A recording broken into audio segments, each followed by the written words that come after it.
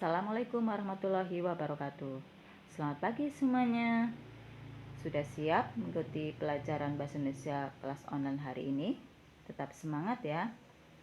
Kali ini kita akan pelajari tentang teks deskripsi dengan kompetensi dasar mengidentifikasi informasi dalam teks deskripsi. Kalian mungkin sering mendengar kata deskripsi. Barangkali kalian juga sering atau sudah pernah mempelajari tentang kalimat deskripsi pada waktu kalian masih SD. Apa sih deskripsi itu? Deskripsi itu pengertiannya melukiskan atau menggambarkan. Berarti teks deskripsi pengertiannya itu paragraf yang berisi penggambaran suatu objek atau tempat atau peristiwa tertentu kepada pembaca secara jelas dan terperinci, sehingga pembaca seolah-olah melihat dan merasakan sendiri apa yang dideskripsikan oleh penulis. Dengan kata lain, teks deskripsi itu sebuah bacaan atau kumpulan paragraf yang isinya itu menggambarkan atau melukiskan tentang suatu objek.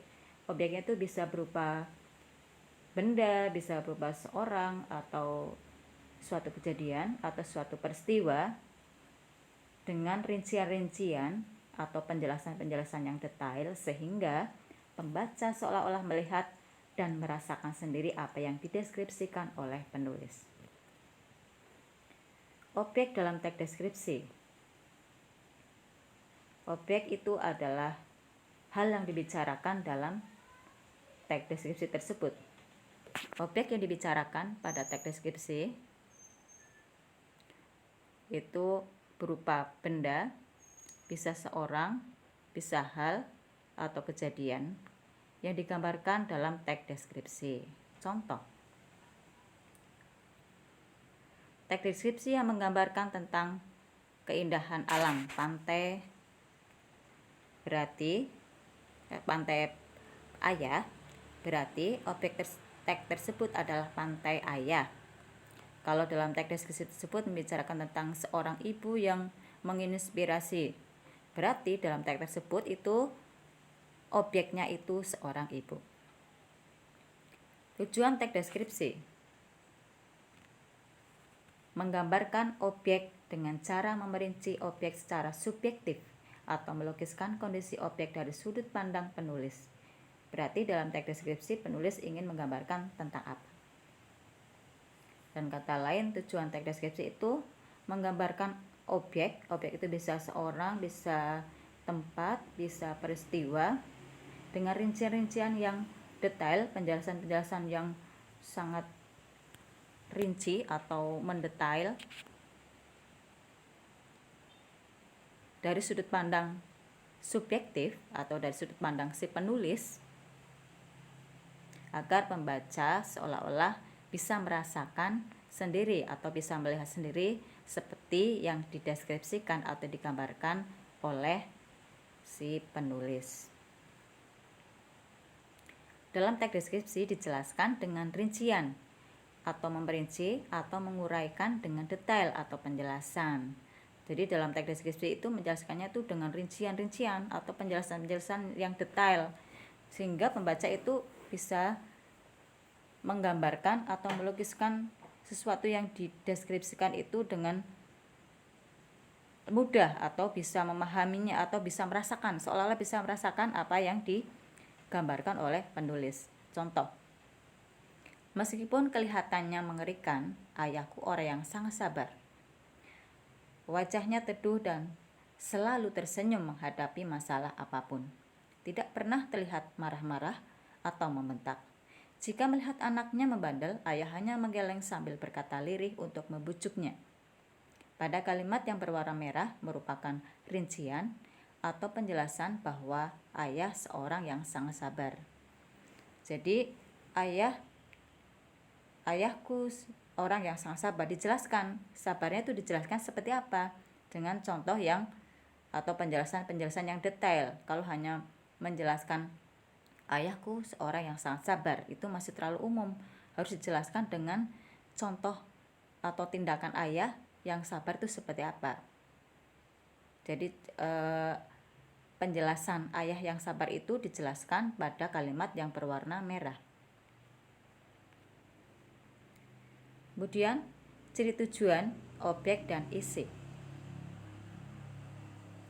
Ciri tujuan: menggambarkan objek dengan cara memerinci objek secara subjektif atau melukiskan kondisi objek dari sudut pandang penulis dan menggambarkan sekonkret mungkin sehingga pembaca seolah-olah melihat, mendengar, dan mengalami apa yang dideskripsikan.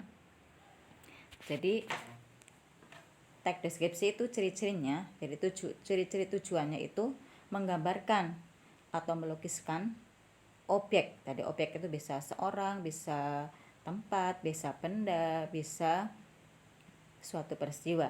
Secara memerinci, dengan cara merinci atau dengan diuraikan dengan rincian-rincian. Secara subjektif itu berarti dari sudut pandang si penulis, dan menggambarkan sekonkret mungkin atau dijelaskan dengan rincian contoh yang nyata sehingga pembaca seolah melihat, mendengar, dan mengalami apa yang dideskripsikan. Ciri-ciri objeknya. Objek dalam teks deskripsi itu yang dibicarakan pada teks deskripsi itu bersifat khusus dan pendapat personal atau pendapat penulis. Jadi objeknya itu misalkan yang dibicarakan kucingku yang bernama Bagas. Berarti dalam teks tersebut itu objek yang dibicarakan itu kucing yang khusus yang bernama Bagas. Atau misalkan ayahku yang sabar. Objek yang dibicarakan pada teks tersebut itu berarti ayah atau khusus ayah atau ayahku, bukan, mungkin berbeda dengan ayah dari orang lain. Khusus ayah yang bernama tadi siapa seperti yang digambarkan pada teks tersebut. Jadi tidak ayah secara umum tapi ayah khusus ayahku gitu. Ciri isi teks deskripsi diperinci menjadi perincian bagian-bagian objek. Jadi dalam teks deskripsi itu dirinci harus dengan penjelasan yang detail. Isi teks deskripsi digambarkan secara konkret atau menggambarkan wisata yang indah akan dikonkretkan indahnya seperti apa. Maksudnya secara konkret itu dengan dijelaskan dengan contoh yang nyata. Misalkan dalam teks tersebut menjelaskan tentang Pantai Suwuk yang indah. Indahnya harus dijelaskan dengan kalimat yang contoh yang nyata itu apa. Misalkan kita akan memasuki Pantai Ayah, itu akan disambut oleh gerbang yang megah misalkan. Kemudian dijelaskan di dalam setelah masuk ke gerbang, kemudian di situ ada tempat parkir yang luas. Kemudian di situ pemandangan yang indah, kemudian laut yang indah dan luas, dijelaskan pasirnya, kemudian dijelaskan di situ banyak warung, di situ banyak permainan dan sebagainya, dan pengunjungnya yang banyak dan sebagainya. Itu harus dijelaskan dengan contoh yang nyata. Isi teks deskripsi bersifat personal dengan kata emosi yang kuat. Maksudnya emosi yang kuat itu perasaan yang kuat. Jadi dalam teks deskripsi banyak menggunakan kata dengan emosi yang kuat. Contohnya kata indah. Dalam teks deskripsi itu sering menggunakan kata yang sinonimnya sama tapi dengan perasaan yang lebih kuat. Contohnya memesona, itu artinya sebenarnya sama dengan indah. Kemudian elok, kemudian menakjubkan dan sebagainya. Atau misalkan molek, itu semuanya itu sama artinya itu indah, tapi dengan kata dengan penjelasan atau emosi yang kuat. Kemudian jenis teks deskripsi. Teks deskripsi itu dibagi menjadi 2 macam teks deskripsi, atau jenisnya itu dibagi menjadi 2 macam atau 2 jenis. Yang pertama, teks deskripsi yang berdiri sendiri sebagai tag, yaitu tag deskripsi yang keseluruhan isi tag tersebut berupa menggambarkan atau mendeskripsikan objek tertentu. Maksudnya dalam tag itu atau bacaan itu dari paragraf pertama sampai paragraf terakhir itu isinya menggambarkan atau melukiskan objek tertentu itu. Jadi satu itu objek itu dijelaskan mulai dari awal sampai akhir, semuanya menjelaskan tentang atau menggambarkan objek tersebut. Itu berarti tag tersebut merupakan tag deskripsi yang berdiri sendiri sebagai tag. Kemudian jenis tag deskripsi yang kedua yaitu tag deskripsi yang menjadi bagian dari tag lain, yaitu tag deskripsi yang terdapat pada tag lain. Contoh, tag deskripsi yang terdapat pada lagu, iklan, cerpen, atau novel. Misalkan kalian membaca cerpen. Dalam cerpen tersebut ada sebuah paragraf itu yang menjelaskan tokoh sedang mengunjungi sebuah tempat yang digambarkan keindahannya seperti apa dan sebagainya. Itu berarti sedang mendeskripsikan atau menggambarkan sebuah tempat, itu bagian dari tag deskripsi.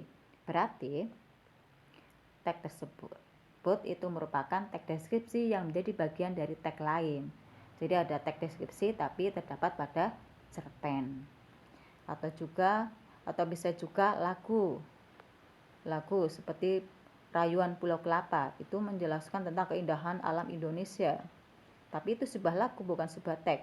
Berarti tag tersebut itu merupakan tag deskripsi yang menjadi bagian dari tag lain atau tag lagu. Ciri-ciri penggunaan bahasa pada tag deskripsi. Yang pertama,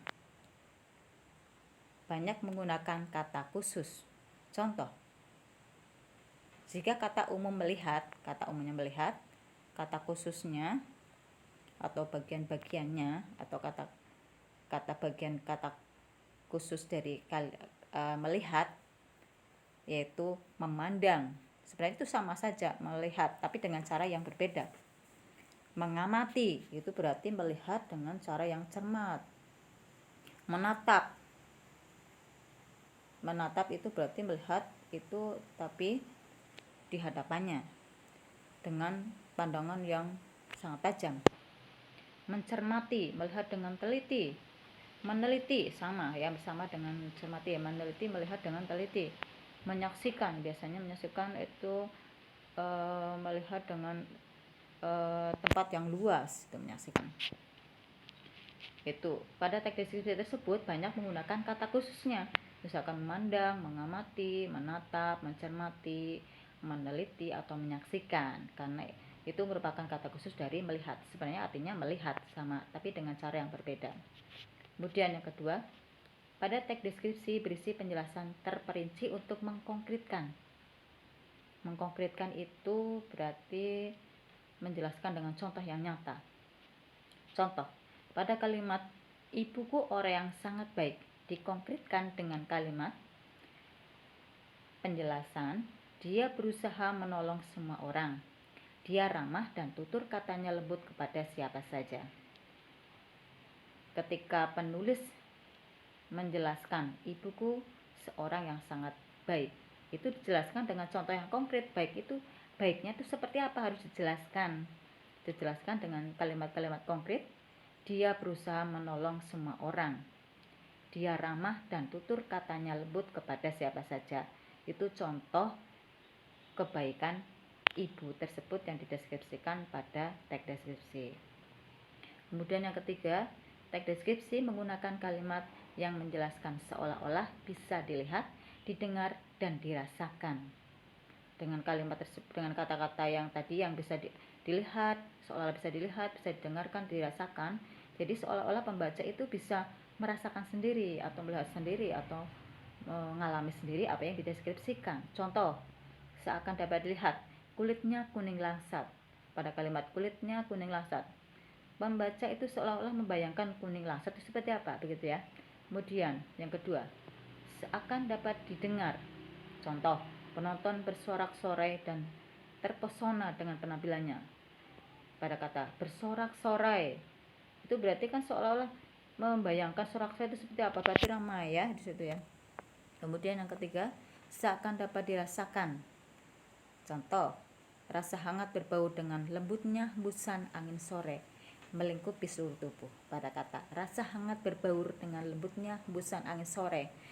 Misalkan kalau kita sedang berada di pantai, di situ ada rasa hangat berbaur dengan lembutnya hembusan angin sore. Kemudian kena sinar matahari sore, rasanya hangat dan ada hembusan angin sore, begitu ya. Itu berarti pembaca seolah-olah bisa merasakan rasa, membayangkan rasa hangat, kemudian tertiup angin sore dan sebagainya. Selanjutnya, menggunakan kata dengan emosi yang kuat. Maksudnya menggunakan kata dengan perasaan yang kuat. Contoh, indah diganti dengan molek, permai, elok, menakjubkan.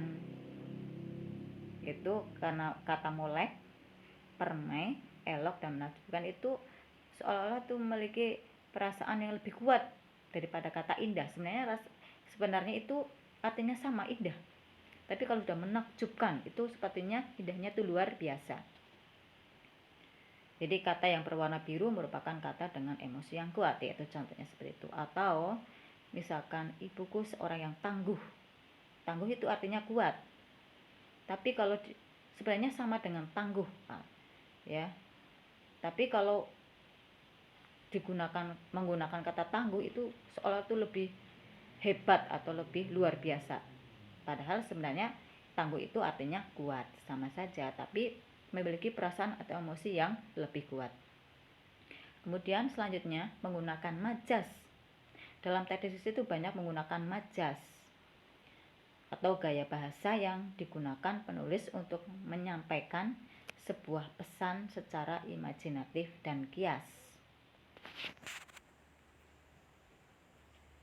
Berikut adalah majas-majas yang sering dipakai pada teks deskripsi. Yang pertama, majas personifikasi, yaitu majas yang menjelaskan benda mati seolah-olah hidup dan memiliki sifat seperti manusia. Contoh, daun kelapa melambai-lambai tertiup angin. Melambai-lambai itu kan perbuatan manusia, tapi digunakan pada situ daun, diterapkan pada daun kelapa melambai-lambai tertiup angin. Jadi seolah-olah itu daun kelapa itu seolah-olah memiliki sifat seperti manusia. Atau ada lagi matahari tersenyum menyambut pagi. Padahal matahari itu kan benda mati, tapi kok tersenyum seperti manusia. Itu merupakan majas personifikasi. Yang kedua, majas metafora, disebut juga dengan perumpamaan langsung, yaitu majas yang mengumpamakan sesuatu dengan sesuatu yang lain secara langsung. Contoh, pegawai tersebut merupakan tangan kanan direktur perusahaan tersebut. Pada kata tangan kanan berarti orang yang setia atau dipercaya. Jadi mengibaratkan orang yang setia atau dipercaya itu dengan menggunakan kata tangan kanan. Itu pengibaratan atau mengumpamakan langsung. Kemudian yang ketiga, majas hiperbola.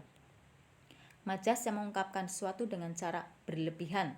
Contoh, pada saat pemakaman ayahnya dibanjiri air mata. Air mata tidak mungkin menyebabkan banjir. Ya, itu berarti mengungkapkan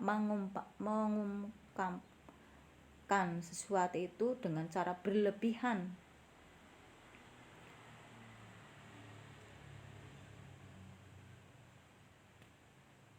Kemudian yang keempat, majas perumpamaan atau asosiasi. Pengungkapan sesuatu menggunakan kata bagaikan, seperti, ibarat, laksana, dan bab. Contoh, niat tanpa tindakan nyata ibarat sayur tanpa garam. Jadi diibaratkan kalau kita punya niat tapi tidak ada tindakan, ada kata ibarat itu seperti berarti menggunakan majas asosiasi atau perumpamaan, ibarat, seperti, dan sebagainya. Diibaratkan seperti sayur tanpa garam. Kita makan sayur tapi hambar atau tidak ada rasanya kalau tidak diberi garam. Kemudian contoh lagi, mencari orang di Jakarta seperti mencari jarum di tumpukan jerami. Jadi mencari orang di Jakarta seperti mencari jarum di tumpukan jerami. Kalau kita mencari jarum di tumpukan jerami, itu kan suatu yang sangat sulit dilakukan ya. Diibaratkan seperti itu. Ya. Demikianlah penjelasan dari saya tentang mengidentifikasi teks deskripsi. Terima kasih.